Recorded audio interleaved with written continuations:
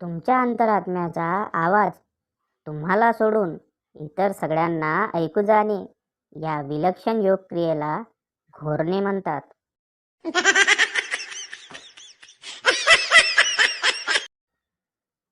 घरातील लाईट बंद करून मोबाईल वापरायला लागलो की हे किडे मकोडे असे तोंडावर तुटून पडतात जसे की यांच्या बायकोसोबतच चॅट करतोय.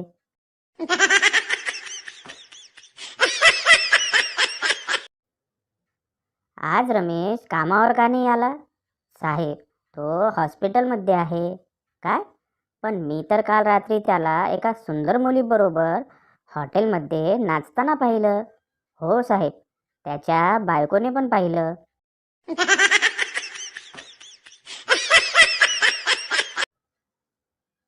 पत्नी ने गुस्से से पति से कहा, मैं तंग आ गई हूँ रोज की किचकिच से, मुझे तलाक चाहिए.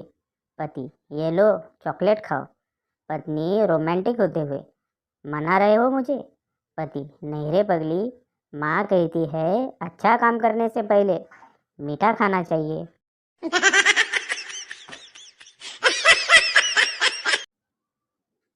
मी, नाईस डीपी.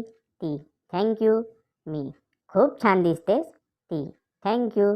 मी, आंघोळ केली तर आणखी छान दिसशील.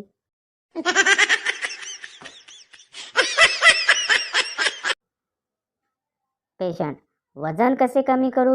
डॉक्टर, मान डावीकडून उजवीकडे व उजवीकडून डावीकडे फिरवायची. पेशंट, कधी? डॉक्टर, कोणी खायला विचारल्यावर.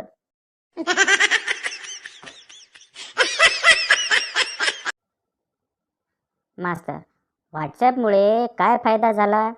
भांड्या, मावा तोंडात असताना पण बोलता येतं. खरं उत्तर दिलं तरी चप्पल तुटेपर्यंत मारलं.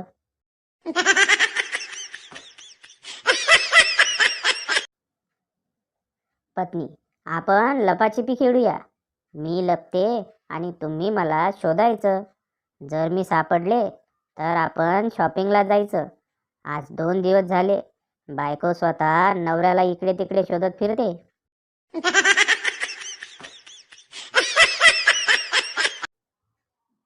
बायको बराच वेळ सेल्फी काढत होती आणि चांगली आली नाही म्हणून कॅमेरा पुसत होती आणि परत काढत होती. शेजारी नवरा लॅपटॉपवर काम करत होता. नवरा न राहून म्हणाला, अगं, दरवेळेस कॅमेरा का पुसते?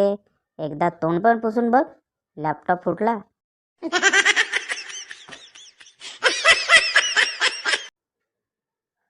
नवरा बायको रस्त्याने चालले होते. समोरून गाढव येत होते. बायको हसून, अहो, तुमचे पाहुणे आलेत, नमस्कार करा. नवरा, नमस्कार सासरे बुवा.